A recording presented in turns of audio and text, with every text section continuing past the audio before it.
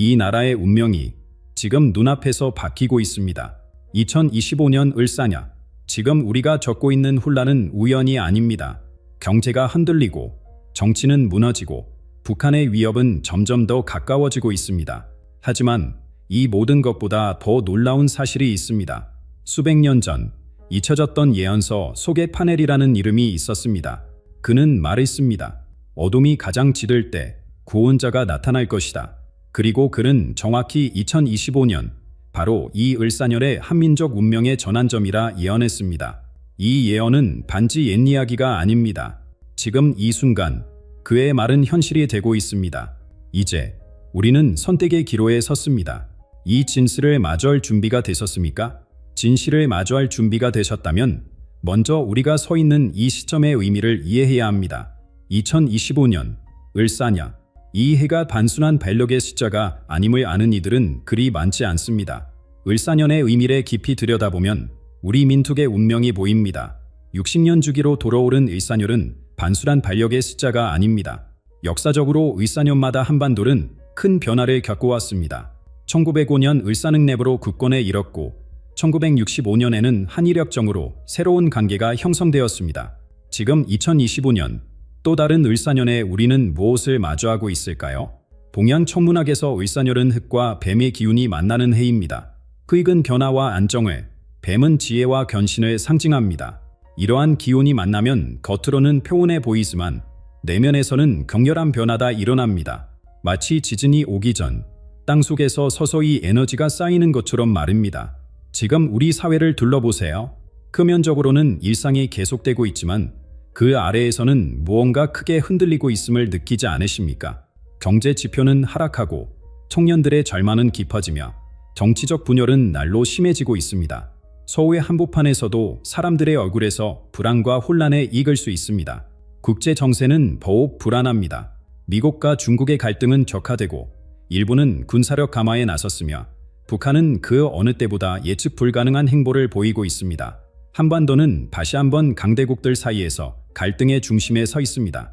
마치 태풍의 눈과 같은 이 고요함이 얼마나 오래 지속될 수 있을까요? 이런 혼돈의 시기에 우리 선조들의 지혜가 담긴 예언이 새롭게 조명받고 있습니다.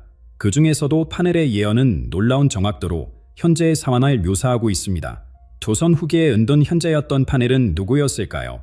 그의 이름조차 역사 속에 묻혀 있었지만 그가 남긴 예언서는 을사년의 격변을 정확히 예견했습니다. 땅이 흔들리고 물이 솟구치며 백성은 혼란에 빠질 것이다. 하늘의 별들이 제자리를 벗어나고 동방의 나라는 어둠에 잠길 것이다.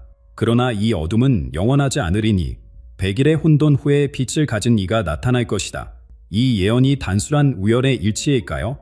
지난해부터 한반도 주변에서 발생한 일련의 지진대, 이상기후로 인한 홍수와 가뭄, 정치적 혼란과 사회적 분열, 이 모든 것이 파넬이 예견한 징후들과 놀랍도록 일치합니다. 더욱 흥미로운 것은 파넬의 예언이 다른 동양 예언서들과도 연결된다는 점입니다. 정감로, 격암유로, 심지어 일본의 도코쿠시 예언까지 모두 2025년을 중요한 변화의 해로 지목했습니다.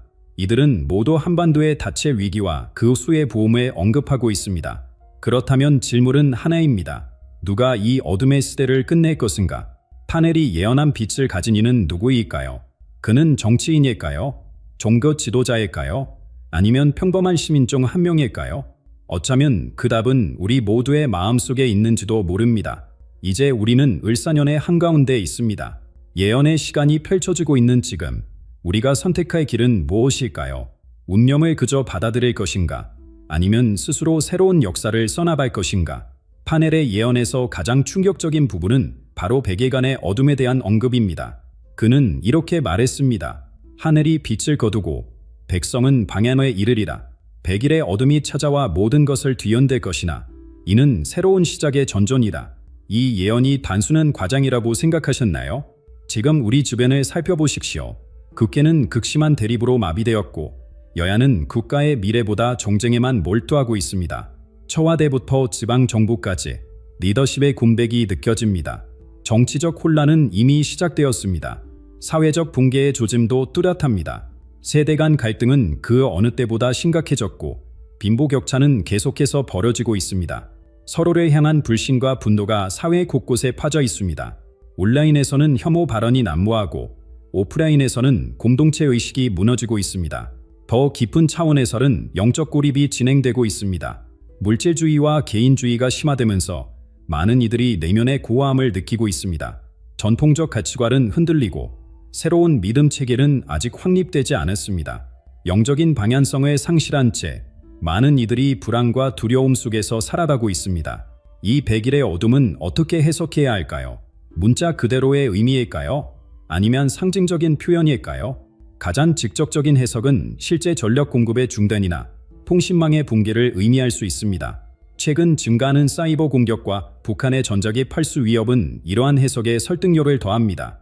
군사적 충돌이 발생한다면 기반 시설이 마비되는 상황도 충분히 가능합니다. 그러나 더 깊은 차원에서 이 예언은 우리 사회의 도덕적, 윤리적 가치관의 붕괴를 의미할 수도 있습니다. 진실과 거짓의 경계가 흐려지고 옳고 그름의 기준이 무너질 때 사회는 방향성을 잃게 됩니다.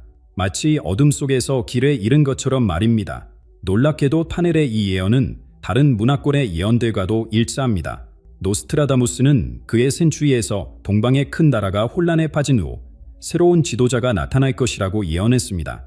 불가리아의 예언가 바바 방가 역시 2025년 아시아에서 시작된 변화가 세계를 뒤흔들 것이라고 말했습니다. 더욱 흥미로운 것은 현대 과학자들의 예측과도 맞닿아 있다는 점입니다. 서울대학교의 한 연구팀은 최근 한반도의 지질학적, 사회경제적 변동 주기를 분석하며 2025년을 중요한 변곡점으로 지목했습니다. 과학과 예언이 만나는 지점, 그곳에 어떤 진실이 숨어 있을까요? 그러나 파넬의 예언에서 가장 희망적인 부분은 이 어둠이 영원하지 않다는 점입니다. 100일의 어둠 후에는 더 밝은 빛이 찾아오리다. 암흑은 새로운 탄생의 전조입니다. 마치 어머니가 출산의 고통을 겪은 후 새 생명을 맞이하듯 우리 사회도 이 혼란을 통과한 후 새로운 시대를 맞이할 것입니다. 현재 우리가 경험하는 이 고요함은 폭풍전의 고요함일지도 모릅니다. 태풍이 오기 직전 바다가 잠시 고요해지는 것처럼 말입니다. 이 침묵은 변화의 에너지가 축적되고 있음을 의미합니다. 곧 그 에너지가 폭발하여 모든 것을 바꿔놓을 것입니다. 변화는 이미 시작되었습니다. 우리는 지금 그 변화의 한가운데 서 있습니다. 파넬이 예언한 100일의 어둠은 두려운 것이 아니라 새로운 시작을 위한 필요한 과정입니다. 그리고 그 증거는 이미 우리 주변 곳곳에서 나타나고 있습니다. 지금 이 순간에도 한반도 전역에서 일어나는 이례적인 현상들은 예언이 현실로 다가오고 있음을 보여주는 명백한 징후들입니다. 파넬의 예언이 추선적인 이야기라고 생각하셨나요? 그렇다면 지금 우리 눈앞에서 벌어지고 있는 현실을 직시해 보십시오. 그의 예언은 이미 우리 일상 속에 스며들고 있습니다. 강제 붕괴의 조짐은 이미 뚜렷합니다. 지난 분기 국내 총생산 성장률은 마이너스 0.8%를 기록했으며 이는 외환위기 이후 최악의 수치입니다. 부동산 시장은 급격히 얼어붙었고 중소기업들은 하루에도 수십 개씩 문을 닫고 있습니다. 가장 충격적인 것은 청년 실업률이 역대 최고치인 12.7%에 달한다는 사실입니다. 거리에는 해조선이라는 말이 다시 한번 울려 퍼지고 있습니다. 주식시장은 과거 저점을 깨뜨렸고 원화 가치는 급락하고 있습니다. 국가 부채 비율은 위험 수준을 넘어섰고 가계부채는 감당할 수 없는 수준에 이르렀습니다. 이대로라면 대규모 기업 파산과 금융 시스템의 붕괴가 현실이 될 수도 있습니다. 파넬이 말한 금이 쓸모없어지고 종이가 가치를 잃을 것이라는 예언이 떠오르는 순간입니다. 정치적 혼란 역시 극에 달했습니다. 여야 간 대립은 그 어느 때보다 격렬해졌고 국회는 마비 상태에 빠졌습니다. 대통령의 지지율은 역대 최저치를 기록하며 리더십의 공백이 느껴집니다. 시민들의 정치 불신은 임계점에 도달했고 거리에서는 크고 작은 시위가 끊이지 않고 있습니다. 더욱 심각한 것은 사회 내부의 분열입니다. 세대 간, 계층 간, 지역 간 갈등이 극대화되어 서로를 향한 혐오와 불신이 사회 전체를 뒤덮고 있습니다. 파넬은 백성들이 서로를 원수로 여기고 형제가 형제를 배반할 것이라고 말했습니다. 이 예언이 현실이 되고 있는 것은 아닐까요? 북한의 군사적 도발은 그 어느 때보다 위험한 수준에 이르렀습니다. 지난 달에만 3차례의 미사일 발사가 있었고 최근에는 위성 한폭장치 교란 공격으로 인천공항의 항공기 운항이 일시 중단되기도 했습니다. 북한 매체는 연일 전쟁 불사 발언을 쏟아내고 있으며 군사분 개선 인근에서는 병력 이동에 포착되고 있습니다. 비무장지대에서의 지뢰 폭발 사건, 해안가 마을에서의 불명 드론 목격, 주요 기관을 겨냥한 사이버 공격, 이 모든 것이 우연의 일치일까요? 파넬이 예언한 북쪽의 불길이 남쪽으로 번질 것이라는 말이 현실화되고 있는 것은 아닐까요? 국제 질서도 급격히 무너지고 있습니다.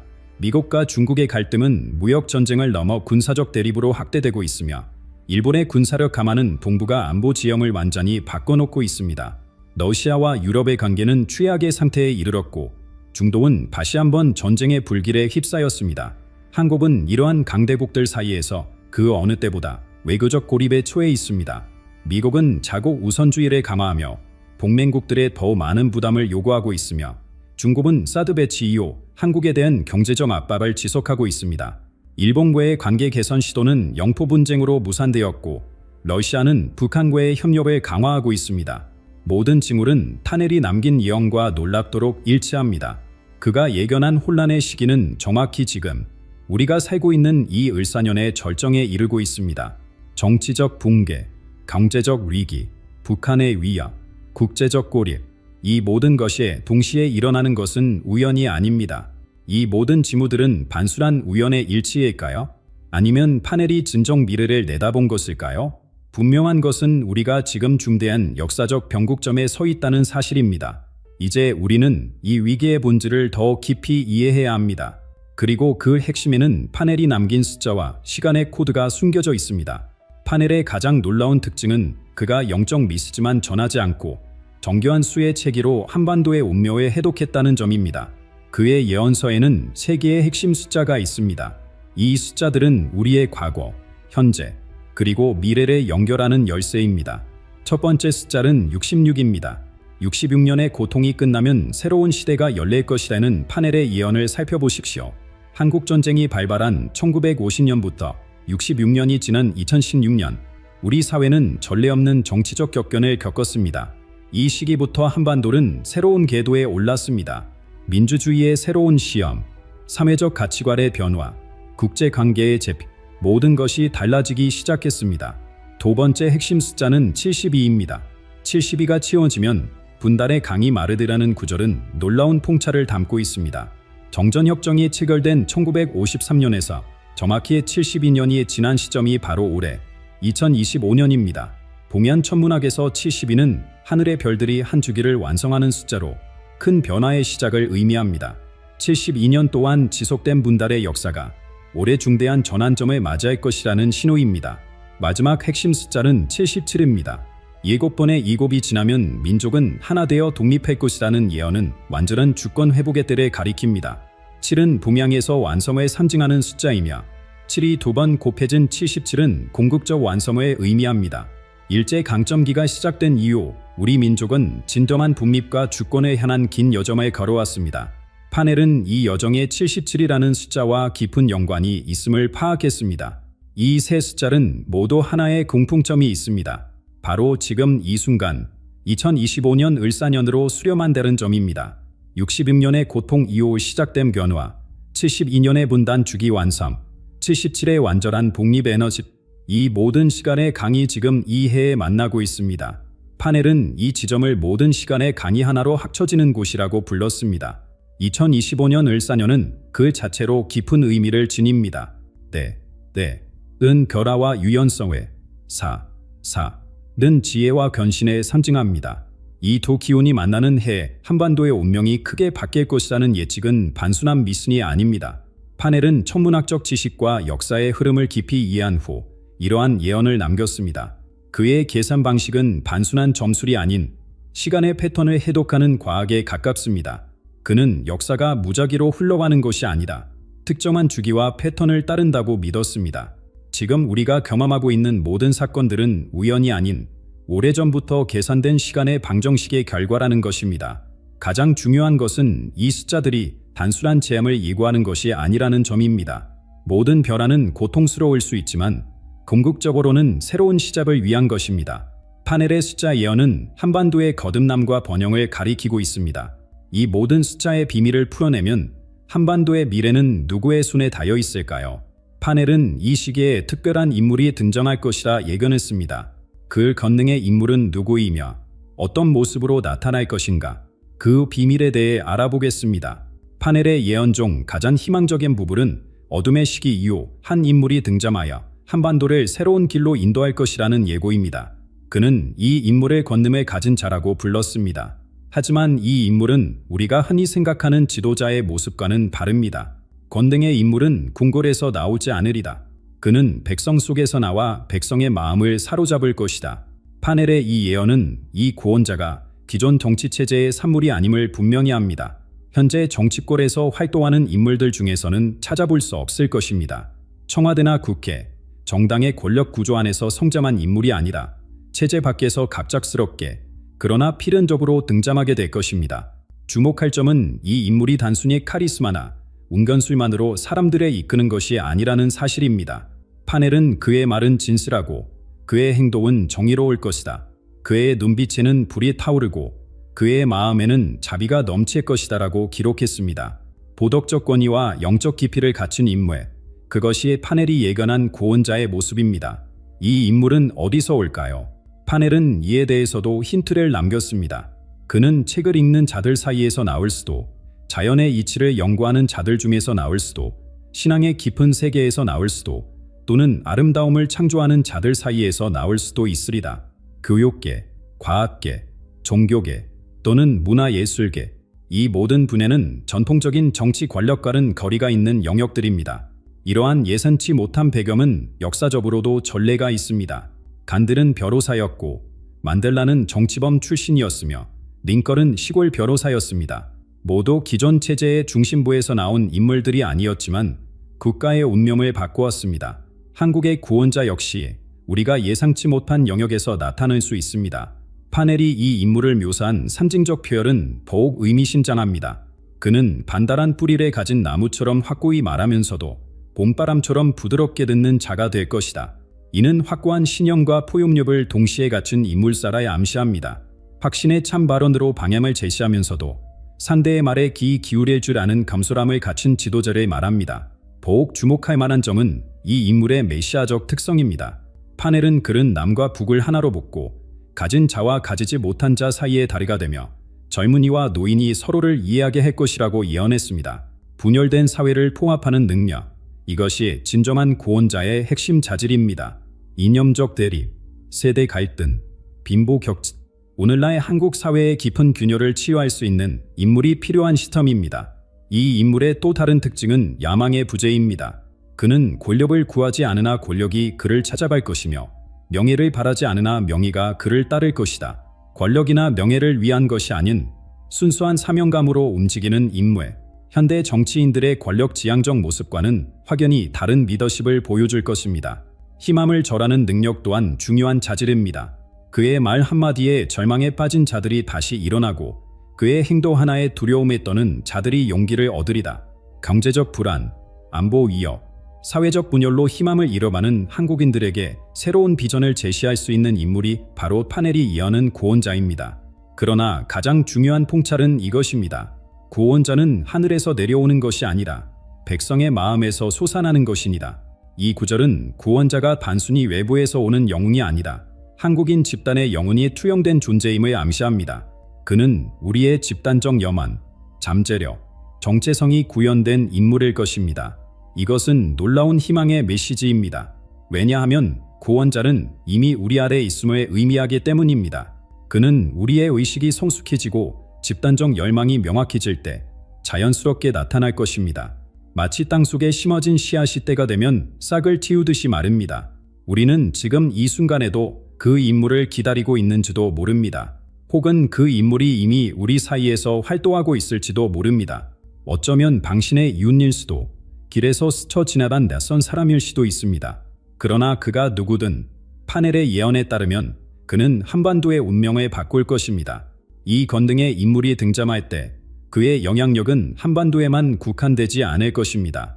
파넬은 그가 일어서면 동방의 땅이 흔들리리라고 예언했습니다. 한국을 중심으로 도마시아 전체의 지각이 변동하고 오랜 세력 균형이 무너지며 새로운 질서가 형성될 것입니다. 이미 그 변화의 조짐이 우리 주변국들에서 나타나고 있습니다. 권능의 인물이 등장하는 시기에 부말살은 전례 없는 변화를 겪게 될 것입니다. 타넬의 예언에 따르면 북쪽의 섬나라는 바다에 이불을 내어주고 서쪽의 거대한 나라는 내부에서 갈라지리라. 일본과 중고, 동아시아의 두 축이 약해지면서 한반도는 새로운 중심으로 부산하게 됩니다. 일본의 벼랑은 이미 시작되었습니다. 올해 초 남부 해안을 강타한 대지진으로 일부 영토가 바다에 잠겼고 경제 침체는 30년째 계속되고 있습니다. 파넬이 말한 섬나라의 몰락은 단순한 자연재해가 아닌 오랜 제국주의적 야망의 종말을 상징합니다. 일본의 인구는 급격히 감소하고 있으며 국가 부채는 풍제 불능 상태에 이르렀습니다. 이런 위기 속에서 한국과 일본 사이에 놀라운 변화가 일어나고 있습니다. 파넬은 오랜 원수가 형제가 되리라고 예언했는데 최근 양국 간 체결된 북아시아 공동체 협약은 그 첫걸음입니다. 경제적 풍합을 넘어 문화적 융화, 나아가 일부 영토의 공동 관리까지 논의되고 있습니다. 과거의 갈등을 넘어 새로운 관계가 형성되고 있는 것입니다. 중국의 상황은 더욱 극적입니다. 거대한 용이 여러 마리의 작은 용으로 나뉘으라는 파넬의 예언처럼 중국 내부의 지역 갈등이 표면화되고 있습니다. 동북 지역과 남부 지역의 분리 움직임, 소수민족의 독립 요구, 본원 격차로 인한 3회 불화, 중앙 정부의 통제력은 약화되고 있습니다. 베이징의 권위가 흔들리면서 주변국들에 대한 영향력도 감소하고 있습니다. 이러한 지각 변동 속에서 한반도는 동아시아의 새로운 중심축으로 떠오르고 있습니다. 분단의 상처가 아물면 그 자리에서 새로운 빛이 솟아오를 것이라는 파넬의 예언이 현실이 되고 있습니다. 남북 통일 과정은 이미 진행 중이며 판문점 선언 이후 급물살을 타고 있습니다. 통일 한국의 모습은 과거 어느 때보다 강력합니다. 남한의 기술력과 북한의 자원이 결합하여 경제적 시너지를 창출하고 있습니다. 그러나 더 중요한 것은 정신적, 영적 측면입니다. 파넬은 한반도는 물질과 정신이 균형을 이루는 곳이 될 것이라고 예언했습니다. 한국은 이제 단순한 기술 강국을 넘어 영적, 윤리적 지도력을 발휘하고 있습니다.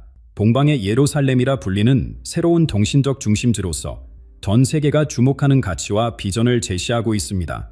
기술 혁신은 더 이상 이윤 추구만을 위한 것이 아니라 인류의 치유와 조화를 위한 도구가 되었습니다.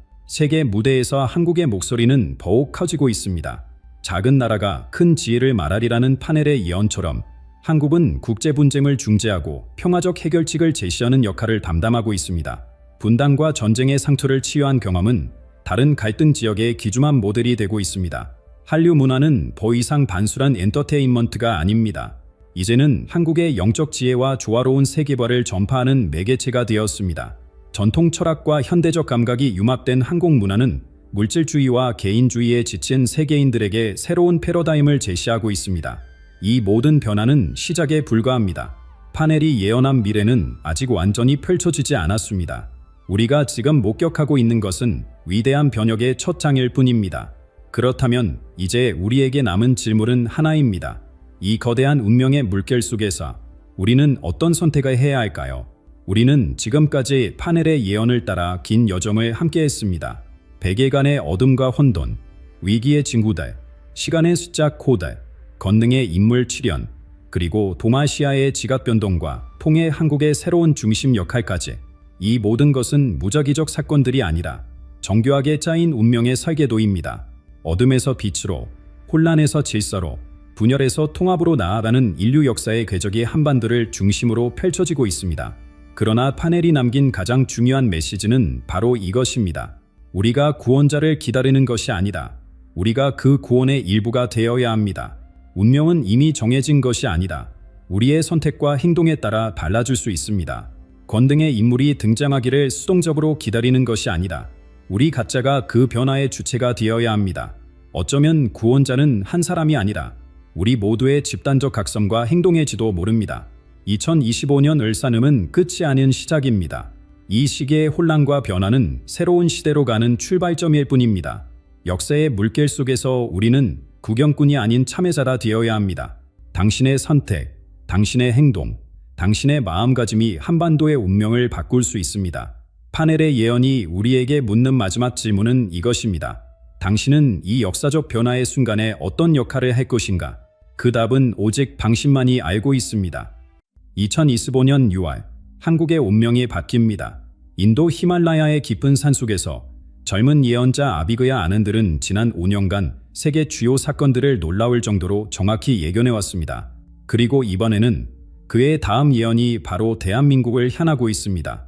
정치적 혼란, 경제적 불안, 사회적 분열이 갈수록 심해지는 지금 자비그야 아는들은 이 모든 혼돈이 끝이 아니라 새로운 시작의 신호라고 말합니다. 하지만 정말 놀라운 건 따로 있습니다.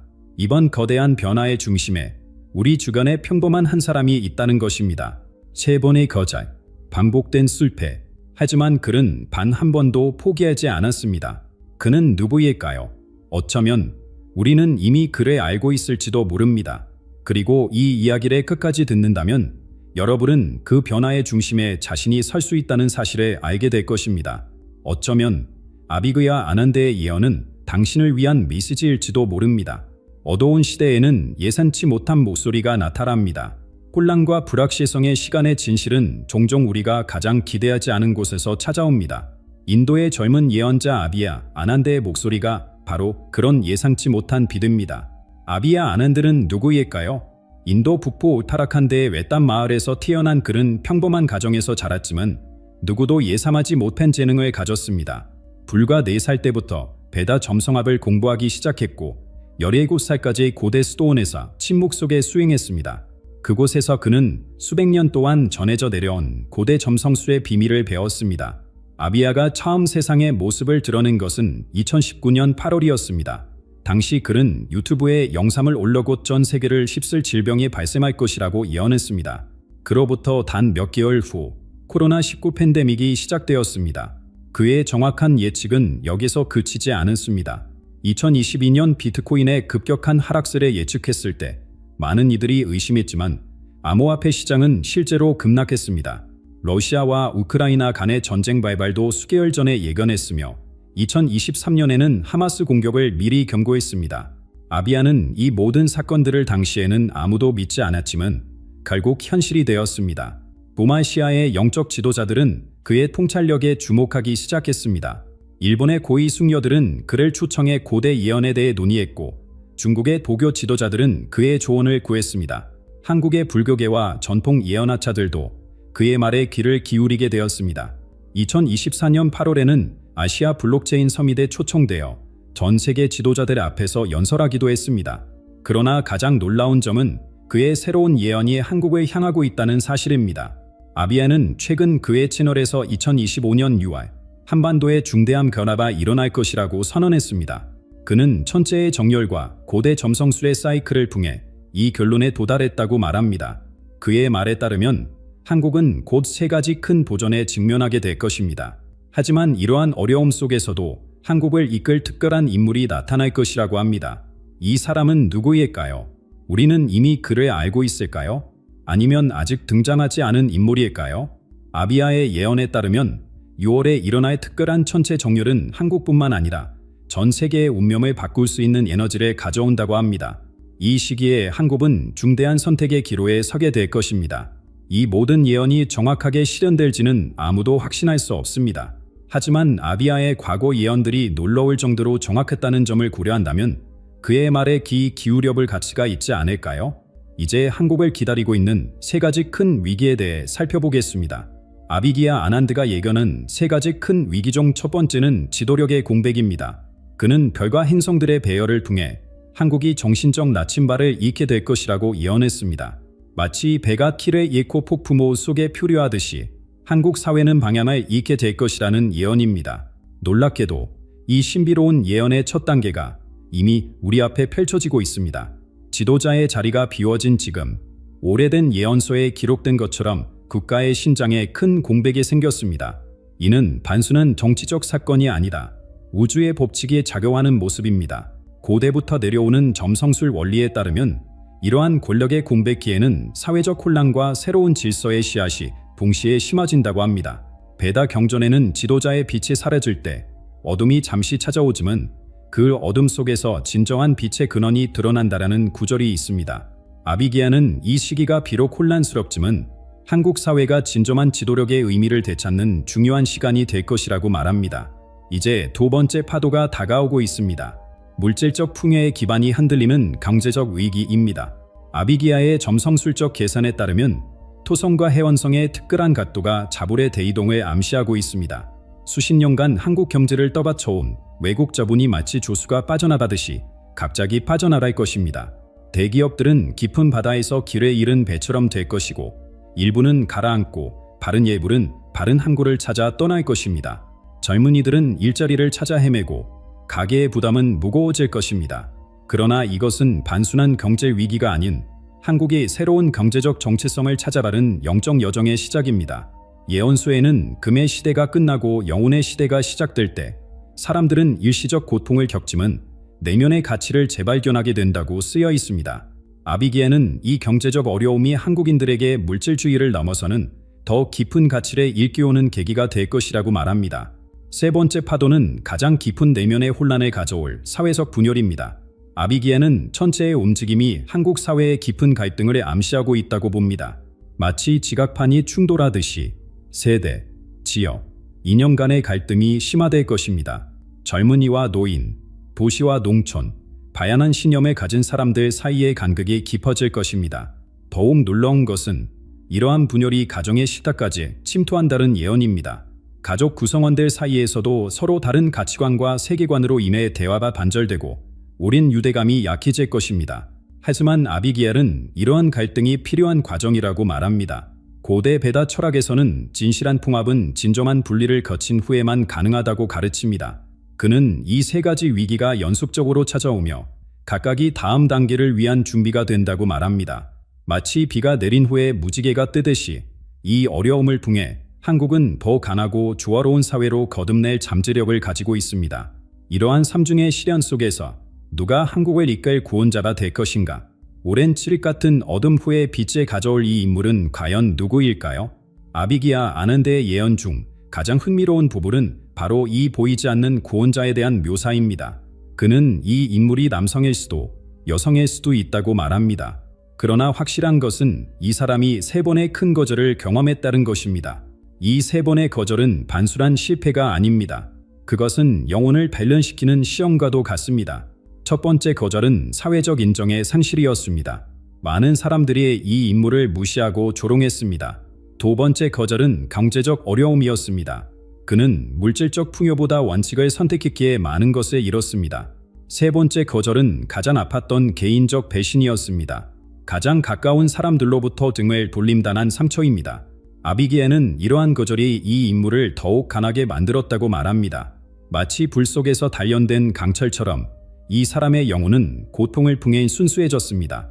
그러나 더욱 놀라운 사실은 이 사람이 결코 고역을 추구하지 않았다는 점입니다. 이 구원자는 여러 차례 정치적 직위를 제안받았지만 모두 거절했습니다. 그는 명예와 권력보다 진실과 정의를 선택했습니다. 아비기야의 예언에 따르면 이 사람은 자신의 이름이 알려지는 것조차 원치 않았습니다. 그는 조용히 그러나 끊임없이 자신의 소명을 위해 일해왔습니다. 진정한 리더는 무대 위에서가 아니라 뒤에서 움직인다는 고대 베다의 가르침처럼 이 구원자는 스포트라이트를 피해왔습니다. 그는 자신의 공적을 내세우기보다는 바른 이들이 빛나도록 도왔습니다. 그러나 이제 운명의 때가 다가오면서 그는 더 이상 숨어있을 수 없게 됩니다. 이 인물의 가장 주목할 만한 특징은 그가 바른 상처에도 불구하고 결코 타협하지 않았다는 점입니다. 그는 상처를 입었지만 그 상처가 자신을 더 지혜롭게 만들도록 활용했습니다. 그는 침묵했지만 그 침묵 속에서 더 깊은 진실을 발견했습니다. 무엇보다 중요한 것은 그가 어떤 유혹에도 굴복하지 않고 자신의 원칙을 지켜왔다는 사실입니다. 아비디아 아난들은 이 구원자의 가장 큰 힘이 지배하려는 욕망이 아닌 경청하고 통합하는 능력에 있다고 강조합니다. 그는 명령하기보다 질문하고 강요하기보다 이해하며 분열시키기보다 연결합니다. 이것이 바로 한국이 지금 필요로 하는 지도력의 본질입니다. 현대 사회는 큰 목소리와 화려한 공약에 익숙해져 있습니다. 그러나 진정한 변화는 동종 조용한 헌신에서 비롯됩니다. 아비기야의 예언은 이 구원자가 화려한 연설보다 진실된 행동으로 사람들의 마음을 움직일 것이라고 말합니다. 그의 힘은 카리스마가 아닌 진정성에 있습니다. 인도의 예언자는 이 구원자를 묘사하며 한 가지 강력한 이미지를 남겼습니다. 그는 메달 대신 상처를 지니고 다닌다. 이 상징적인 표현은 그가 받은 고통이 그의 가장 큰 자산이 되었음을 의미합니다. 그의 상처는 타인의 아픔을 이해하는 창이 되었고 그의 실패는 겸손과 지혜의 원천이 되었습니다. 아비기야는 이 구원자가 지금 우리 주변 어딘가에 있다고 말합니다. 그는 이미 조용히 자신의 역할을 준비하고 있으며 한국이 가장 어두운 시간을 맞이할 때 그 존재가 드러날 것입니다. 그러나 그는 혼자 오지 않을 것입니다. 그의 진정한 힘은 바른 이들의 잠재력을 일깨우는 능력에 있기 때문입니다. 이제 우리는 이 신비로운 구원자가 어떻게 등장할지, 그리고 그가 어떤 역할을 할지에 대해 궁금해집니다. 그러나 그 답을 찾기 위해서는 먼저 하늘의 신호를 이해해야 합니다. 6월의 특별한 천체 정렬이 우리에게 무엇을 말하고 있는지 살펴보겠습니다. 6월의 하늘은 우리에게 특별한 메시지를 전합니다. 아비기야 아난드가 밝힌 가장 신비로운 예측 중 하나는 2025년 6월에 일어날 천체 정렬에 관한 것입니다. 놀랍게도 이 천체 정렬은 한국의 새로운 대통령 선거일인 6월 3일과 맞물립니다. 이것은 단순한 우연이 아니라 우주의 법칙이 작용하는 증거입니다. 고대 베다 경전에는 800년 주기로 세상에 큰 변화가 일어난다는 기록이 있습니다. 이 주기는 칼파라고 불리며 인류 문명의 큰 전환점을 표시합니다. 아비기야는 이 800년 주기가 2025년 6월에 완성되어 새로운 시대의 시작을 알릴 것이라고 설명합니다. 지난 800년 동안 서구 문명이 세계를 주도했다면 이제 동양이 새로운 중심이 될 차례라는 것입니다. 이 예언의 천문학적 근거는 목성과 토성의 특별한 배열에 있습니다. 6월에 이 두 거대 행성은 시드위 코나라고 불리는 매우 희귀한 저와의 각도로 만납니다. 베다 점성술에서 목성은 지혜와 번영을, 토성은 카르마와 변화를 상징합니다. 이 두 행성이 특정 각도로 만날 때 강력한 변환 에너지가 발생한다고 합니다. 아비기야는 고대 산스크리트어로 된 한 구절을 인용했습니다. 샤니의 빛이 브리아스파티의 신잼을 만질 때 모든 가면은 벗겨지고 진실만이 남는다. 여기서 샤니는 토성회, 브리아스파티는 목성회에 의미합니다. 이 구절은 진술이 드러나고 오래된 권력 구조가 무너지는 시기를 예고합니다. 역사적으로 이런 천체 정렬이 마지막으로 일어난 것은 몽골 제국이 몰락할 시기였습니다. 13세기에 세계 최대의 영토를 지배했던 몽골 제국은 800년 전 비슷한 천체 정렬이 일어났을 때 분열되기 시작했습니다. 이제 또 다른 강대국의 시대가 마무리되고 새로운 질서가 등장할 시간이 왔다고 그는 말합니다. 베다 점성술은 이 천체 정렬이 도마시아에 가는 영향을 미칠 것이라고 이글합니다. 동쪽의 요미의 에너지가 깨어나는 시기라는 것입니다. 아비기야에 따르면 한국은 이 새로운 시대에서 중심적인 역할을 맡게 될 것입니다. 그것은 단순한 경제적, 정치적 힘이 아닌 영적, 문화적 영향력이 될 것입니다. 이 천체 정렬은 또한 집단적 의식의 확장을 가져올 것이라고 합니다. 사람들은 물질적 가치보다 정신적 가치를 더 중요시하게 될 것이며 협력과 조화의 중요성을 깨닫게 될 것입니다. 아비기야는 이 시기가 한국인들에게 자신들의 고대 지혜와 다시 연결될 수 있는 기회가 될 것이라고 말합니다. 이 천체 정렬이 한국의 새 지도자가 선출되는 시기와 정확히 맞물린다는 사실이 의미심장합니다. 그는 이것이 우연이 아니라고 강조합니다. 6월 3일의 선거는 단순한 정치적 행사를 넘어 한국의 운명을 결정짓는 영적 의식과도 같다고 말합니다. 아비기야는 또한 이 시기에 많은 사람들이 특별한 꿈과 직관적 메시지를 받게 될 것이라고 예언합니다. 그는 이러한 내면의 지혜에 귀 기울이라고 조언합니다. 이 천체 정렬의 에너지는 모든 이들의 잠재의식에 영향을 미치며 우리가 더 높은 목적에 맞게 행동하도록 이끌 것입니다. 아비기야 아난드의 예언 속에서 우리나라의 미래는 양면성을 띠고 있습니다. 한편으로는 깊은 이길에, 다른 한편으로는 놀라운 도약을 보여줍니다. 그가 묘사한 영적 비전은 매우 강렬합니다. 그가 본 첫 번째 이미지는 서울 상공을 덮고 있는 짙은 안개입니다. 이 안개는 혼란과 불확실성을 상징합니다. 하지만 중요한 것은 이 안개가 영원히 머무르지 않고 점차 걷히기 시작한다는 점입니다.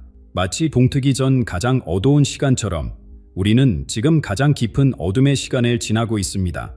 하지만 그 어둠 속에서 새로운 빛이 태어나고 있습니다. 두 번째 이미지는 더욱 놀랍습니다. 남북을 연결하는 빛의 다리가 서서히 형성되는 모습입니다. 이는 단순한 정치적 통일이 아닌 더 깊은 차원의 화해를 의미합니다. 오랜 세월 분단의 상처를 안고 살아온 우리 한반도의 새로운 시대가 열리는 것입니다. 이 다리는 물리적 구조물이 아닌 우리의 의식 속에서 먼저 형성되기 시작합니다.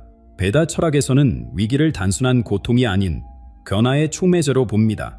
아비기야는 우리가 지금 겪고 있는 정치적, 경제적, 사회적 위기가 사실은 더 큰 보약을 위한 필수적인 과정이라고 말합니다. 마치 나비가 되기 위해 고치 속에서 몸부림치는 애벌레처럼 우리 사회는 지금 고통스러운 변환의 시간을 겪고 있습니다. 이 과정에서 우리는 그동안 숨겨왔던 영적 정체성을 발견하게 됩니다. 지난 수십 년간 우리나라는 기술과 경제적 발전으로 세계를 놀라게 했습니다. 하지만 아비기야는 이제 우리가 영적 측면에서도 세계를 이끌 준비가 되어 있다고 합니다. 우리의 전통 사상 속에 깊이 뿌리내린 조화와 균형의 철학, 자연과의 공존, 그리고 깊은 내면적 지혜가 다시 빛에 발할 시간이 왔다는 것입니다. 우리나라는 전통적으로 무속신앙, 불교, 유교, 기독교 등 다양한 영적 전통이 공존해온 땅입니다. 이러한 다양성 속에서 조화를 이룬 경험은 분열된 세계를 위한 모델이 될 수 있습니다. 아비기야는 우리가 이제 이러한 지혜를 세계와 나눌 때가 왔다고 말합니다. 더 나아가 우리나라는 분단의 상징에서 화해의 상징으로 변모할 것입니다. 20세기의 우리는 냉전과 이념 대립의 최전선이었습니다. 21세기에는 오히려 이러한 분열을 극복하는 화해와 통합의 모델이 될 것입니다. 아비기야는 우리나라에서 시작된 화해의 물결이 전 세계로 퍼져나갈 것이라고 예언합니다. 이 과정은 쉽지 않을 것입니다. 오랜 갈등과 불신을 극복하는 데는 시간과 인내가 필요합니다. 하지만 아비기야의 예언 속에서 이 여정은 이미 시작되었습니다. 우리의 마음 속에서 그리고 우주의 움직임 속에서 변화의 기운이 이미 흐르고 있다는 것입니다. 우리는 이미 여러 차례 불가능해 보이는 도전을 극복해왔습니다. 식민 지배, 전쟁의 폐하, 독재, 경제 위기 등 수많은 시련을 이겨냈습니다. 이제 우리는 또 다른 도전, 즉 영적 리더십의 도전에 직면해 있습니다. 이것은 단순히 물질적 성공을 넘어 진정한 인간의 가치와 의미를 찾는 여정입니다. 아비기야는 이 모든 변화가 갑작스럽게 일어나지 않을 것이라고 말합니다. 그것은 마치 봄이 오듯이 서서히 그러나 확실하게 진행될 것입니다. 처음에는 작은 희망의 싹이 보이고 점차 꽃이 피고 마침내 열매를 맺을 것입니다. 그리고 이 모든 과정은 우리 한반도를 넘어 세계 지도를 새롭게 그리는 변화로 이어질 것입니다. 그의 영적 비전 속에서 한국의 영향력은 현재의 지리적 경계를 훨씬 넘어섭니다. 그는 한국의 에너지가 블라디보스토크 해안과 간도의 기고까지 뻗어나가는 것을 보았습니다. 그러나 이것은 군사적 확장이나 영토적 팽창이 아닙니다. 아비기야의 예언은 문화적, 영적 영향력에 관한 것입니다. 이것은 지식, 가치관, 생활 방식이 자연스럽게 퍼져나가는 형태의 확장입니다. 마치 빛이 어둠을 밝히듯 우리의 영향력은 평화롭게 주변 지역으로 퍼져나갈 것입니다. 이런 확장의 원동력은 우리의 군사력이나 경제력이 아닌 영적 깊이와 문화적 생명력에 있습니다. 아비기야는 한국이 점차 동아시아의 영적, 문화적 중심지로 부상할 것이라고 말합니다. 우리의 고유한 문화적 정체성이 새로운 시대의 필요에 맞게 재발견되고 재해석될 것입니다. 새 시대에서 우리나라의 역할 중 하나는 윤리적 혁신의 중심지가 되는 것입니다. 기술 발전이 인간의 가치와 조화를 이루는 방법을 세계에 보여주는 선구자가 되는 것입니다. 아비기야는 우리가 단순히 무엇을 할 수 있는가가 아니라 무엇을 해야 하는가에 초점을 맞춘 혁신 모델을 제시할 것이라고 말합니다. 또한 우리나라는 사회적 의식의 높은 공동체 모델을 발전시킬 것입니다. 개인의 성공과 공동체의 번영이 분리된 것이 아니라 서로 연결되어 있음을 보여주는 새로운 사회 구조를 만들어갈 것입니다. 이러한 모델은 세계 여러 나라들이 직면한 사회적 불평등과 분열을 해결하는 데 영감을 줄 것입니다. 아비기야가 본 가장 큰 도전과 기회는 전통과 미래의 조화로운 포괄입니다. 수천 년의 역사와 문화적 지혜를 가진 우리나라는 그것을 미래 지향적 비전과 통합할 수 있는 독특한 위치에 있습니다. 그는 우리가 과거를 부정하지 않으면서도 미래를 포용하는 방법을 세계에 보여줄 것이라고 말합니다. 이러한 포합은 쉽지 않은 과제입니다. 빠르게 변화하는 세상에서 우리의 전통적 가치를 지켜나가는 것은 큰 도전입니다. 그러나 아비기야는 우리가 이 기념에 이르는 법을 배우게 될 것이라고 말합니다. 그리고 그 과정에서 우리는 세계에 기준한 지혜를 제공하게 될 것입니다. 그의 예언에서 가장 놀라운 부분은 한국이 동아시아의 예루살렘으로 부상할 것이라는 점입니다. 고대 예루살렘이 여러 종교와 문화의 만남의 장소였듯이 한국은 북면과 서양, 과학과 영성, 전통과 혁신이 만나는 곳이 될 것입니다. 우리는 이러한 다양한 요소들 사이의 대화와 포합을 촉진하는 중재자 역할을 하게 됩니다. 이 새로운 역할에서 우리나라는 단순히 물질적 풍요나 기술적 성취만을 추구하지 않을 것입니다. 우리는 내면의 풍요와 외면의 발전이 함께 가는 길을 모색할 것입니다. 아비기에는 우리가 마음의 과학과 영혼의 기술을 발전시키는 선구자가 될 것이라고 예언합니다. 이러한 예언이 현실화되려면 우리는 자신의 문화적 뿌리에 대한 깊은 이해와 자신감을 발전시켜야 합니다. 오랫동안 외부의 영향과 압력에 노출되어 왔지만 이제는 우리 자신의 고유한 목소리를 찾을 시간입니다. 아비기아는 이것이 우리의 진정한 힘의 원천이 될 것이라고 말합니다. 도마시아의 새로운 영적 중심지로서 우리나라는 지역과 세계 사이의 다리 역할을 하게 될 것입니다. 우리는 북양의 지혜를 서양에 전하고 서양의 혁신을 북양에 소개하는 매개자가 될 것입니다. 이 과정에서 우리는 다양한 세계관과 가치체계를 통합하는 새로운 세계 비전을 형성하는 데 기여할 것입니다. 우리나라의 미래에 대한 아비디아, 아난드의 예언 중에서 가장 놀라운 부분은 그가 본 새로운 한국의 지도입니다. 그의 영적 비전 속에서 한국의 영향력은 현재의 지리적 경계를 훨씬 넘어섭니다. 그는 한국의 에너지가 블라디보스토크 해안과 간도의 기고까지 뻗어나가는 것을 보았습니다. 그러나 이것은 군사적 확장이나 영토적 팽창이 아닙니다. 아비디아의 예언은 문화적, 영적 영향력에 관한 것입니다. 이것은 지식, 가치관, 생활 방식이 자연스럽게 퍼져나가는 형태의 확장입니다. 마치 빛이 어둠을 밝히되 우리의 영향력은 평화롭게 주변 지역으로 퍼져나갈 것입니다. 새 시대에서 우리나라의 역할은 윤리적 혁신의 중심지가 되는 것입니다. 기술 발전이 인간의 가치와 조화를 이루는 방법을 세계에 보여주는 선구자가 되는 것입니다. 또한 우리는 사회적 의식의 높은 공동체 모델을 발전시키며 전통과 미래를 조화롭게 통합하는 지혜를 세계와 나눌 것입니다. 아비기아의 예언에서 가장 놀라운 부분은 한국이 도마시아의 예루살렘으로 부상할 것이라는 점입니다. 고대 예루살렘이 여러 종교와 문화의 만남의 장소였듯이 한국은 북면과 서양, 과학과 영성, 전통과 혁신이 만나는 곳이 될 것입니다. 우리는 이러한 다양한 요소들 사이의 대화와 통합을 촉진하는 중재자 역할을 하게 됩니다. 그렇다면 이 모든 변화를 이끌 그 신비로운 구원자는 누구일까요? 아비기에는 이 인물이 우리가 일반적으로 생각하는 정치인이나 유명인의 모습에 하고 있지 않을 것이라고 말합니다. 그는 예술가일 수도, 과학자일 수도, 교육자일 수도 있습니다. 중요한 것은 그의 외모나 지위가 아니라 그의 행동과 영향력입니다. 아비기아의 설명에 따르면 이 구원자는 화려한 오지나 지위의 상징물로 알아볼 수 없을 것입니다. 오히려 그는 그의 행동, 그의 말, 그리고 무엇보다 그의 존재가 다른 이들에게 미치는 영향을 통해 알아볼 수 있을 것입니다. 그는 사람들의 마음속에 희망과 용기의 씨앗을 심는 사람입니다. 놀랍게도 아비기에는 이 구원자가 남성이 아닌 여성의 가능성도 있다고 말합니다. 한국의 오랜 역사 속에서 여성들은 동정의계의 시기에 중요한 역할을 해왔습니다. 또는 더 놀라운 것은 이 구원자가 한 개인이 아니라 공동의 의식을 가진 집단일 수 있다는 것입니다. 함께 움직이고 함께 꿈꾸는 사람들의 모임이 그 역할을 할 수 있습니다. 이 구원자 또는 구원자들을 알아볼 수 있는 세 가지 핵심 특성이 있습니다. 첫째는 겸손함입니다. 그들은 자신을 내세우지 않고 조용히 필요한 일을 합니다. 둘째는 회복력입니다. 그들은 어려움과 실패 앞에서도 굴하지 않고 계속해서 앞으로 나아갑니다. 셋째는 조용한 연민입니다. 그들은 큰 소리로 외치지 않지만 그들의 행동은 깊은 사랑과 이해에서 비롯됩니다. 아비기에는 우리 모두에게 한 가지 질문을 던집니다.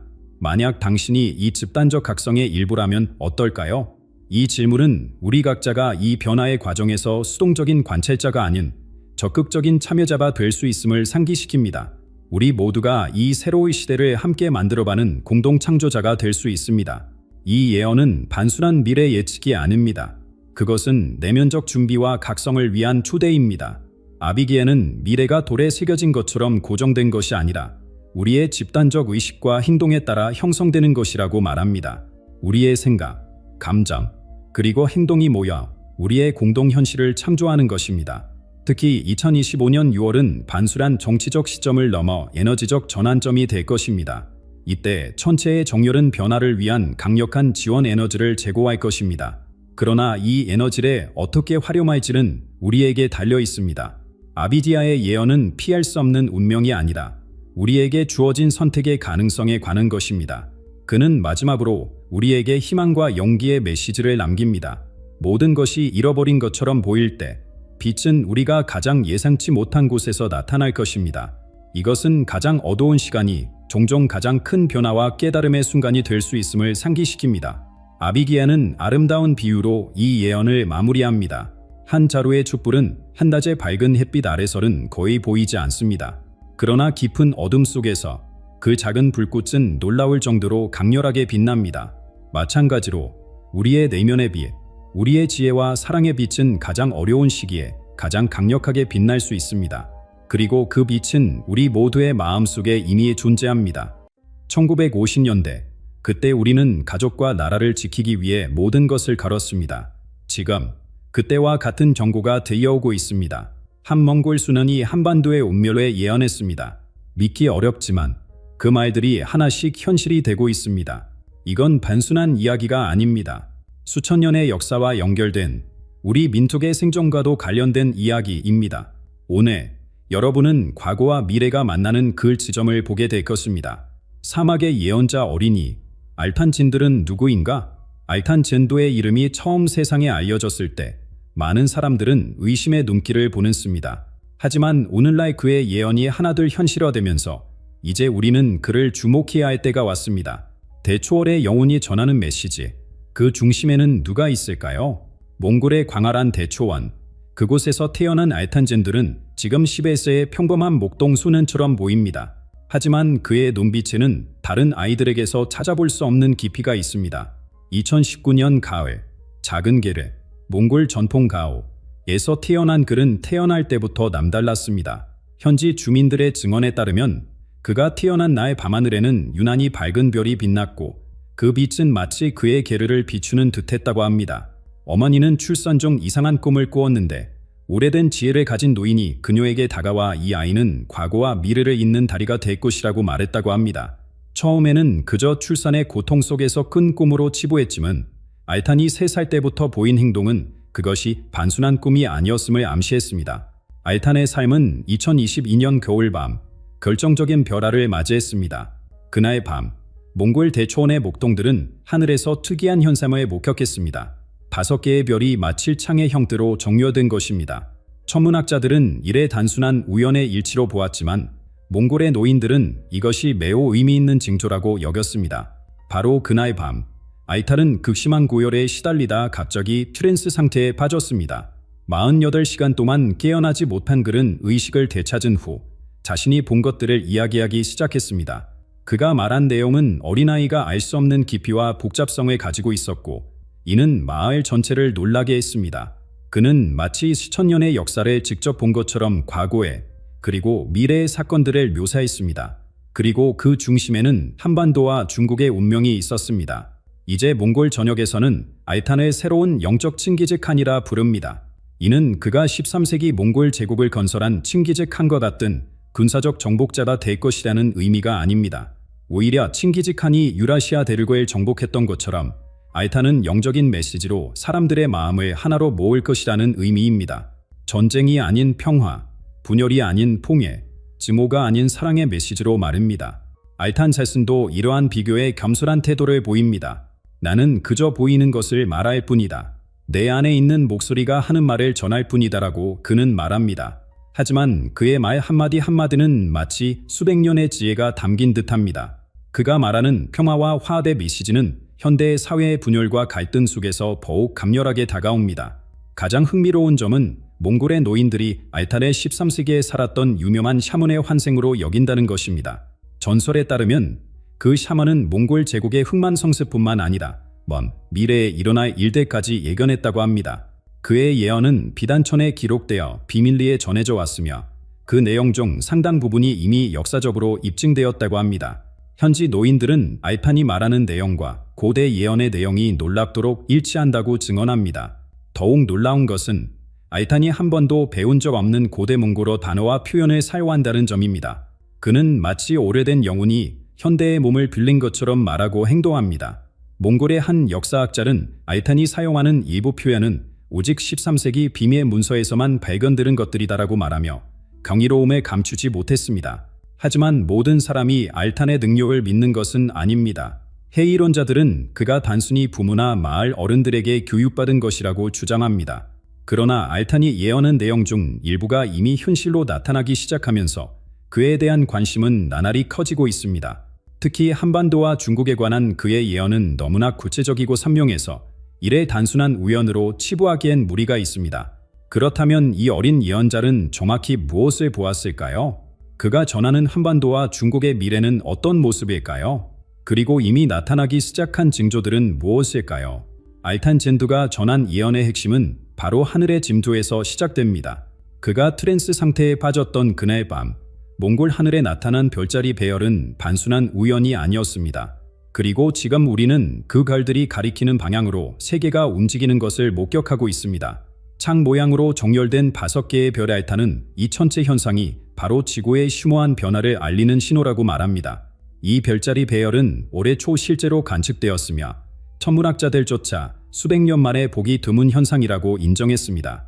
알탄에 따르면 이 5별의 배열은 마치 우주가 지구에 보내는 메시지와 같습니다.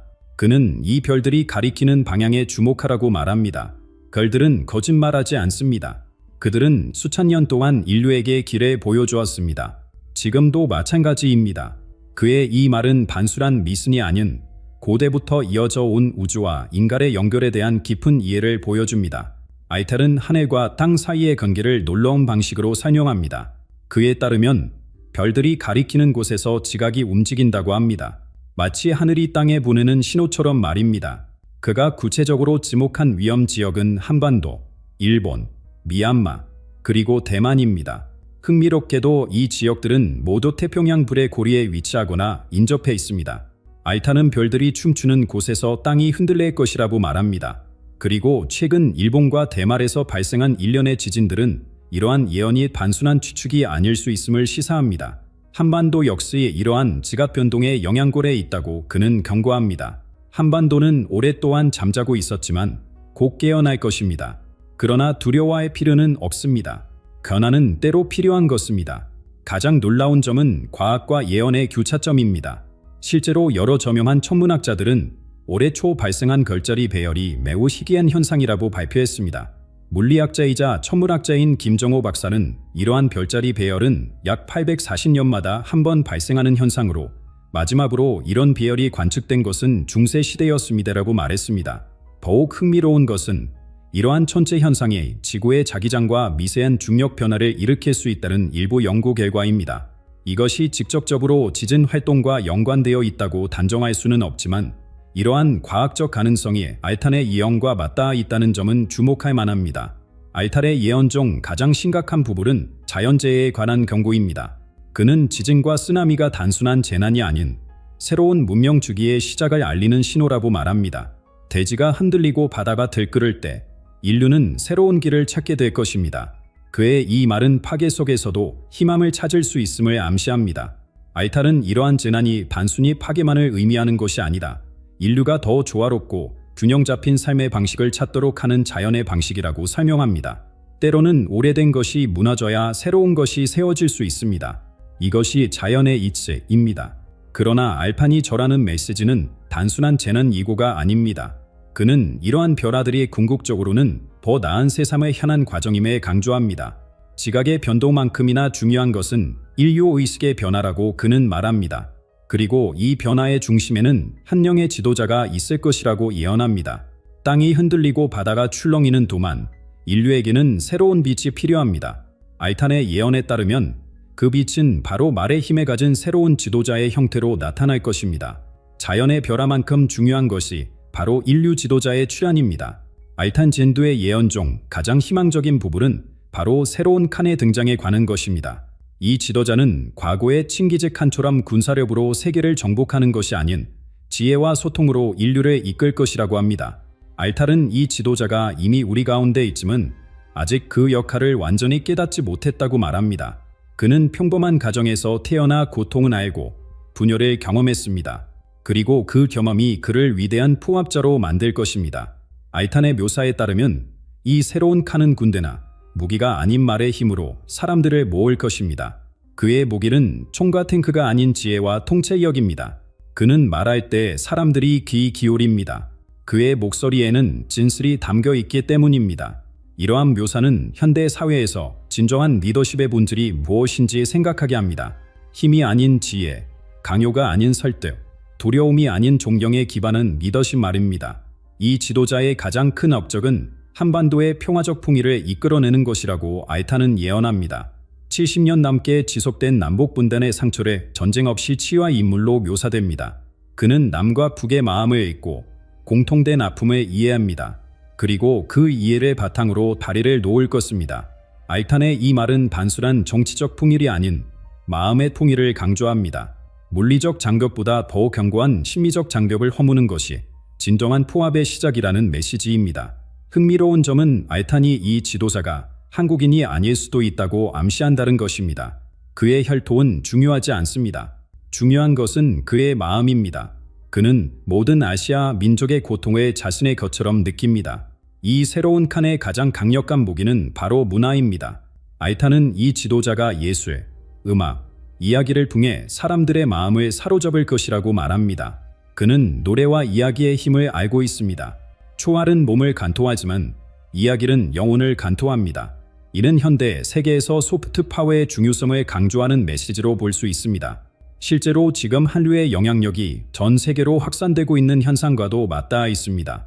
문화적 공감대를 통한 연결은 어떤 정치자, 강제적 분맹보다 더 깊고 오래갑니다. 그는 사람들이 서로의 이야기를 듣고 서로의 노래를 부르게 할 것입니다. 그렇게 함께 울고 웃으며 사람들은 서로가 다르지 않음을 깨달을 것입니다. 알탄은 이 지도자가 단순한 정치인이나 종교 지도자를 넘어 새로운 아시아의 상징이 될 것이라고 예언합니다.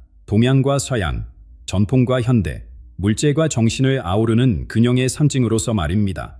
그는 과거의 지혜와 미래의 비전을 함께 품고 있습니다. 오래된 가치를 존중하면서도 새로운 길을 두려워하지 않습니다. 이는 빠르게 변화하는 현대 사회에서 정체성과 혁신 사이의 균형을 찾는 것의 중요성을 상기시킵니다. 알탄에 따르면 이 지도자의 영향력은 아시아를 넘어 전 세계로 퍼져나갈 것이라고 합니다. 처음에는 작은 불씨처럼 보일 것입니다. 그러나 그 불씨는 점점 커져 세상을 밝힐 것입니다. 오랫동안 분단과 갈등의 땅이었던 한반도는 이제 이 새로운 칸의 비전이 현실화되는 첫 번째 무대가 됩니다. 알탄의 시선은 한반도에 고정되어 있습니다. 그가 본 한반도의 변화는 단순한 정치적 통일을 넘어 마음과 영혼의 화합을 통한 진정한 평화의 모델을 보여줍니다. 분단의 상처가 깊을수록 그 치유의 빛은 더욱 밝게 빛날 것입니다. 한반도에서 시작된 이 화합의 기적은 곧 전 세계가 주목할 새로운 문명의 시작점이 될 것입니다. 한반도의 분단은 인류 역사에서 가장 오래 지속된 비극 중 하나입니다. 70년이 넘는 세월 동안 같은 민족이 서로를 적으로 여기며 살아왔습니다. 그러나 알탄 젠두의 예언에 따르면 이 진분단의 밤이 곧 끝나려 합니다. 모욕이나 전쟁이 아닌 사람들의 마음과 의지로 말입니다. 알탄이 본 한반도의 통일은 폭력적인 충돌 없이 이루어집니다. 그는 충성 없는 통일이라고 이래 묘사합니다. 무기의 시대가 끝나고 대화의 시대가 시작된다는 것입니다. 사람들은 분단의 무게에 지철합니다. 그 지침이 결국 격에 무너뜨릴 것입니다. 알탄의 이 말은 변화의 원동력이 외부의 압력이 아닌 내부에서 시작된다는 것을 강조합니다. 북한 주민들의 의식 변화, 남한 사회의 통일에 대한 새로운 접근, 그리고 양측 지도부의 인식 전환이 동시에 일어날 것이라고 합니다. 최근 북한 내부에서 감지되는 미세한 변화의 징후들은 이러한 예언이 단순한 상상이 아닐 수 있음을 암시합니다. 진정한 변화는 현상 내면에서 시작됩니다. 한반도도 마찬가지입니다. 통일 과정에서 가장 감동적인 부분은 이산가족의 재회입니다.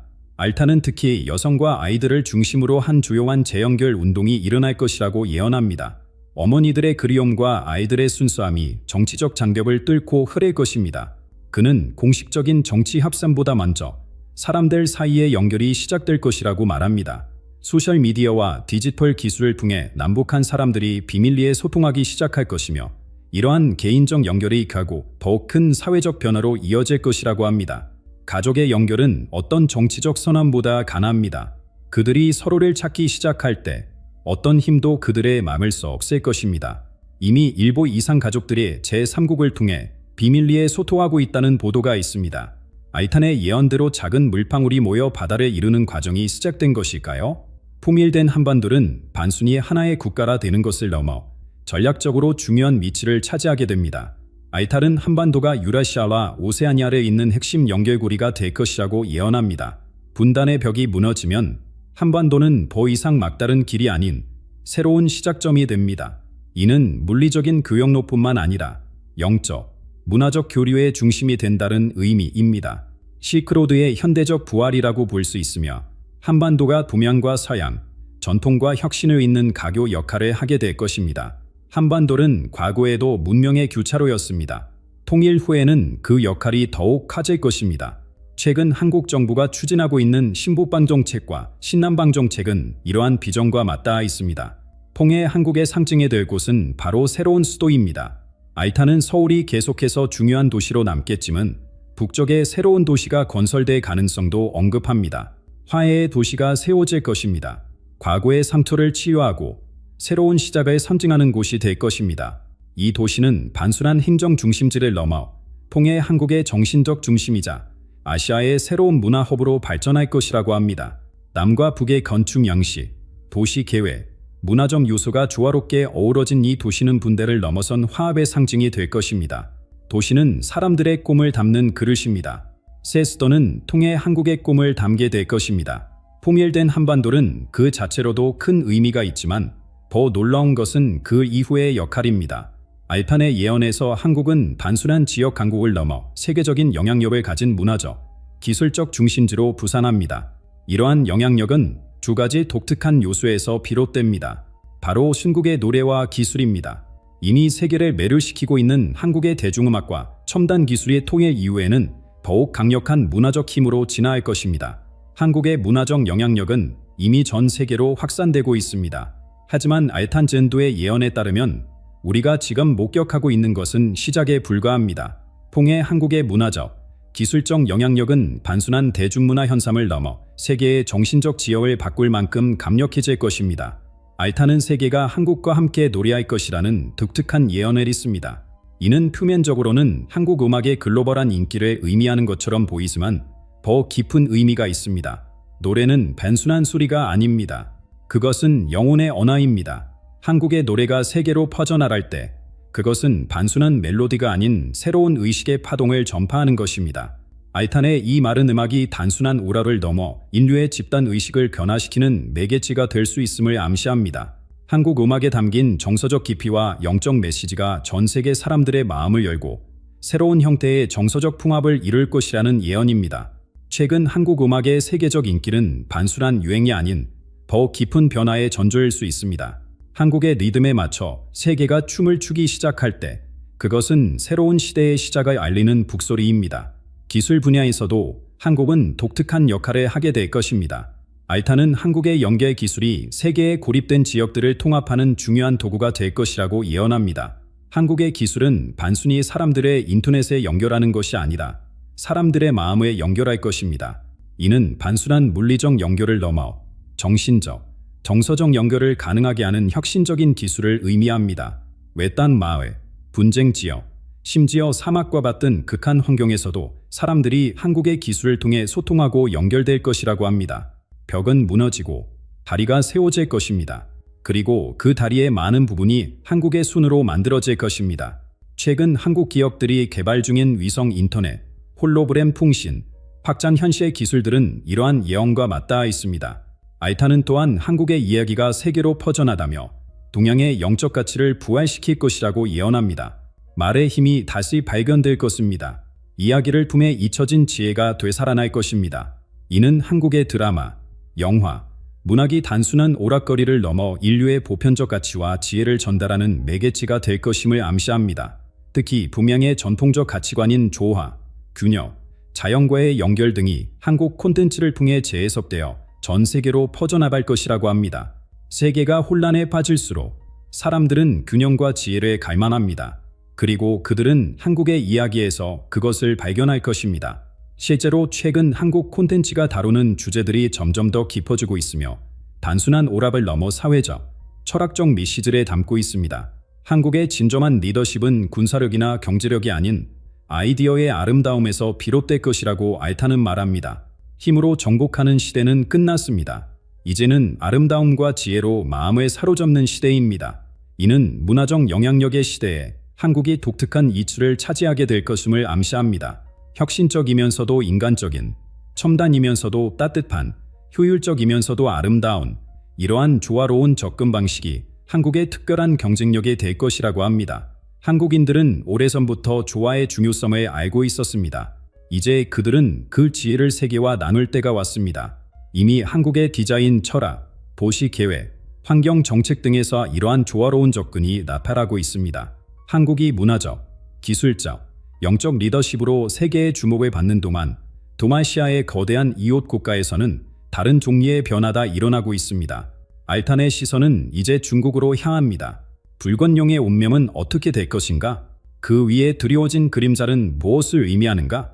한반도의 변화와 함께 알탄 젠도의 예언에서 가장 충격적인 부분은 바로 중국의 운명에 관한 것입니다. 그가 본 비전은 이 거대한 나라의 급격한 변화를 암시하며 이는 단순한 정치적 변도에 넘어 전 세계 질서의 재편을 의미합니다. 알탄은 중국의 변화다 외부의 침략이나 전쟁이 아닌 내부로부터의 붕괴로 시작될 것이라고 예언합니다. 거대한 벽도 내부에서 갈라지기 시작합니다. 중국의 변화 역시 마찬가지입니다. 그는 중국 사회 내부에 존재하는 영적 기근, 강력한 검열, 그리고 점점 커지는 불신이 결국 시스템의 균열로 이어질 것이라고 봅니다. 표면적으로는 안정적으로 보이는 중국 사회가 실제로는 깊은 내적 긴장을 안고 있다는 것입니다. 사람들은 빵만으로는 살 수 없습니다. 그들의 영혼도 양식을 필요로 합니다. 이미 중국 내부에서는 물질적 풍요 속에서도 정신적 공허함을 느끼는 사람들이 늘어나고 있다는 보고가 있습니다. 붉은 별은 서서히 그 빛을 잃어갈 것이라고 알탄은 말합니다. 그러나 그것은 완전한 소멸이 아닌 변형의 과정일 것입니다. 중국의 새로운 체제는 전통적인 유교 가치관과 현대적인 디지털 민주주의가 독특하게 결합된 형태가 될 것이라고 합니다. 과거와 미래가 동양과 서양이 만나 새로운 형태를 만들어낼 것입니다. 이는 급격한 서구화도 극단적인 보수화도 아닌 중국말의 독특한 균형점을 찾아가는 과정이라고 볼 수 있습니다.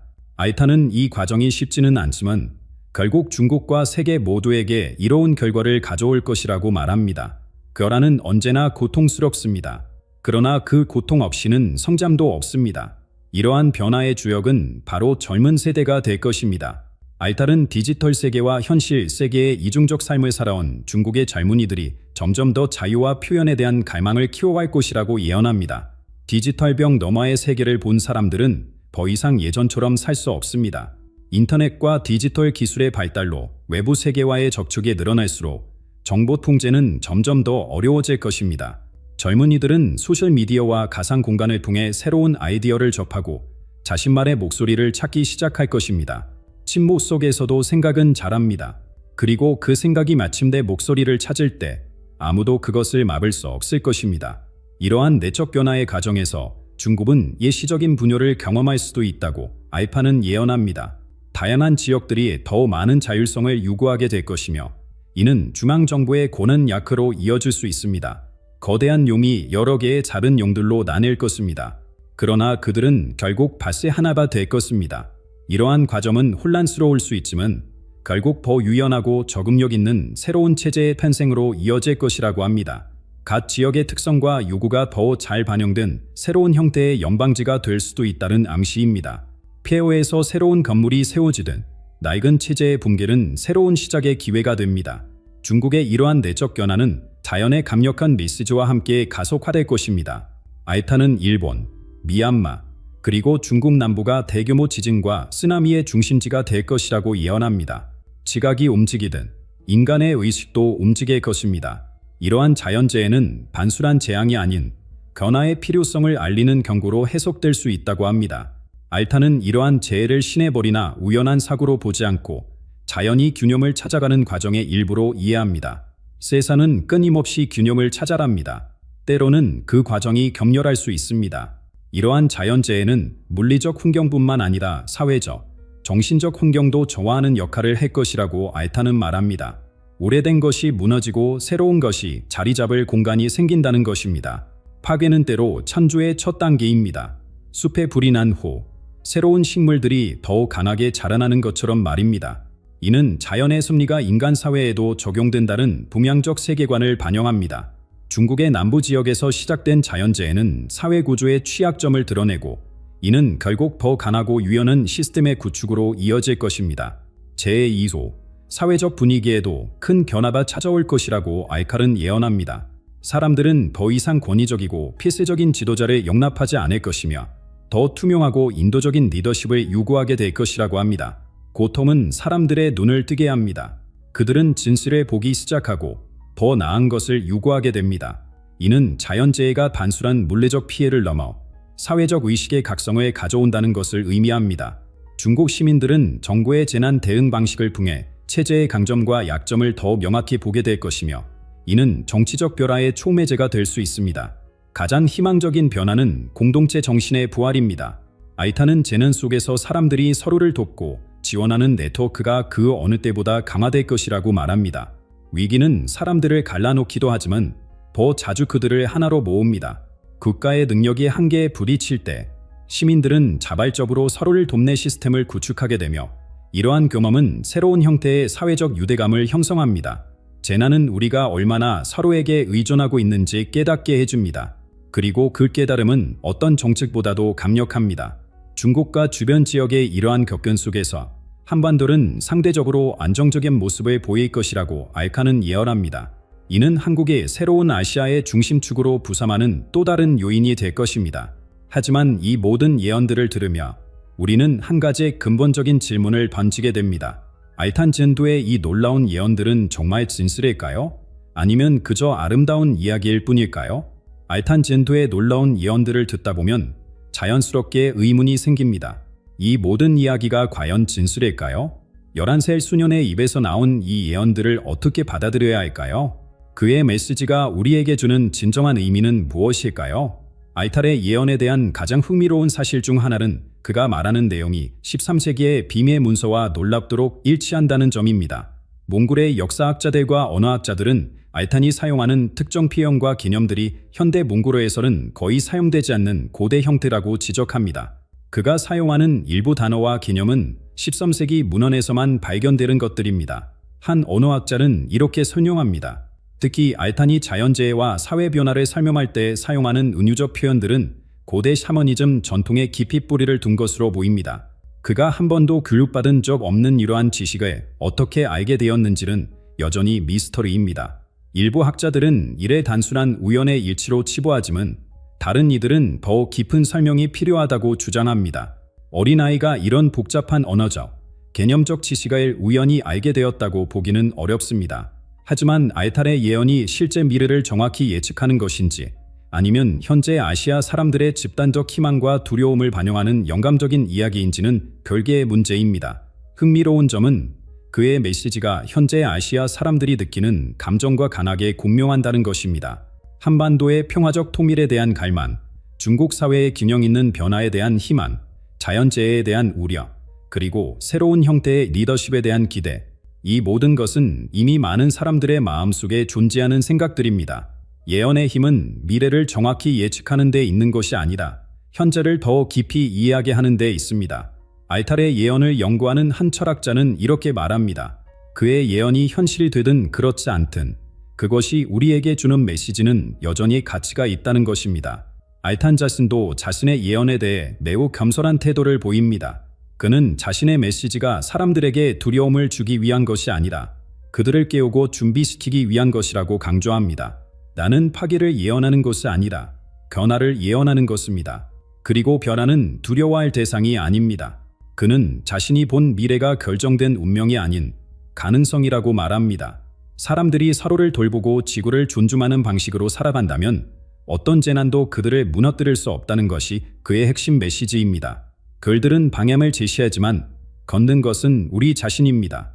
이러한 관점에서 보면 알칸의 예언은 경고라기보다는 희망의 메시지로 볼 수 있습니다. 결국 가장 중요한 것은 우리가 이 예언을 어떻게 받아들이고 행동하느냐는 것입니다. 알탄은 진정한 미래가 별이나 예언에 있는 것이 아니다. 우리 각자의 선택과 행동에 있다고 강조합니다. 내일의 세계는 오늘 우리가 만드는 것입니다. 이는 운명론적 사고를 거부하고 개인의 책임과 행동의 중요성을 강조하는 메시지입니다. 우리가 서로를 돌보고 자연을 존중하며 내면의 지혜에 귀 기울인다면 어떤 변화도 두려움 없이 맞이할 수 있다는 것입니다. 예언의 진정한 목적은 미래를 알려주는 것이 아니라 현재를 더 의식적으로 살게 하는 것입니다. 잠시 멈추고 생각해 보세요. 이 예언들을 듣고 여러분은 오늘 무엇을 다르게 하고 싶으신가요? 알탄 젠도의 예언이 실현될지 여부는 시간만이 알려줄 것입니다. 하지만 그 진위 여부와 상관없이 그의 메시지는 우리에게 깊은 질문을 던집니다. 우리는 어떤 세상을 만들고 싶은가? 우리는 서로에게 그리고 지구에 어떤 책임을 져야 하는가? 우리의 행동은 미래 세대에게 어떤 영향을 미칠 것인가? 이런 질문들에 대한 우리의 답변과 그에 따른 행동이 바로 진정한 예언의 힘입니다. 결국 중요한 것은 별의 움직임이나 수년의 말이 아니다. 그 메시지가 우리의 마음과 행동에 어떤 변화를 가져오느냐입니다. 알탄의 이야기가 우리에게 더 나은 미래를 위해 지금 행동하도록 영감을 준다면 그것만으로도 이 예언은 충분히 가치가 있습니다. 한반도의 평화적 통일, 중국의 균형 있는 변화, 자연과의 조화로운 관계, 그리고 새로운 형태의 리더십, 이 모든 것은 단순한 예언을 넘어 우리가 함께 만들어갈 수 있는 현실입니다. 갈들은 방향을 가리키지만 그 길에 걷는 것은 우리 자신입니다. 그리고 그 여정은 바로 지금, 여기에서 시작됩니다.